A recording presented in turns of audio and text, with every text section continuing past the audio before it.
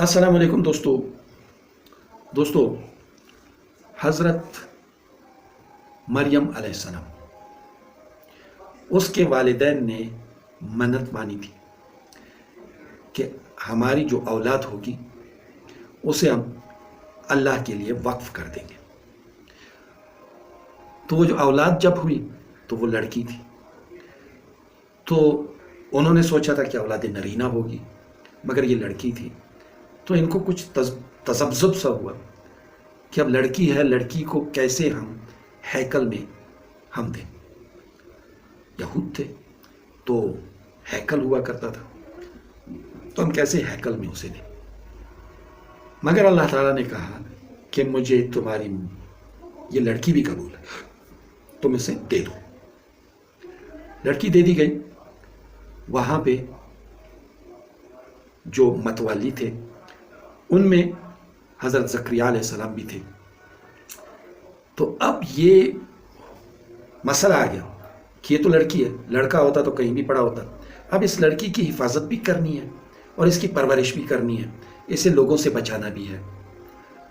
تو وہاں پہ دیکھیں قرآن پاک میں یہ آتا ہے کہ تم وہاں نہیں تھے جب اس کی کفالت کے لیے وہ جو وہاں لوگ تھے وہ اپنے اپنے قلم پانی میں ڈال رہے تھے۔ تو اس کی شرط یہ تھی کہ کفالت وہ کرے گا جس کا قلم پانی کے بہاؤ کے الٹ سے مت جائے گا۔ تو یہ ایک عجوبہ سا تھا، یعنی ناممکنات میں سے تھا، مگر پھر بھی وہ لوگ اس کی کفالت کے لیے اپنے اپنے قلم اس جاری پانی میں ڈالنے لگے۔ تو حضرت زکریا علیہ السلام کا قلم وہ الٹی سمت میں، یعنی بہاؤ کے الٹی سمت میں چل پڑا۔ تو زکریا علیہ السلام ان کے رشتہ دار بھی تھے، نبی بھی تھے، اور آل یعقوب میں سے بھی تھے۔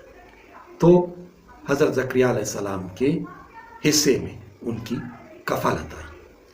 دوستو، یہ ایک عجیب سا قصہ تھا کہ بہتے پانی کے بہاؤ کے الٹے سے مت قلم جائے۔ دوستو، اس کا اگلا پارٹ جو ہے وہ اگلی ویڈیو میں۔ ابھی یہاں تک اجازت دیں، اللہ حافظ۔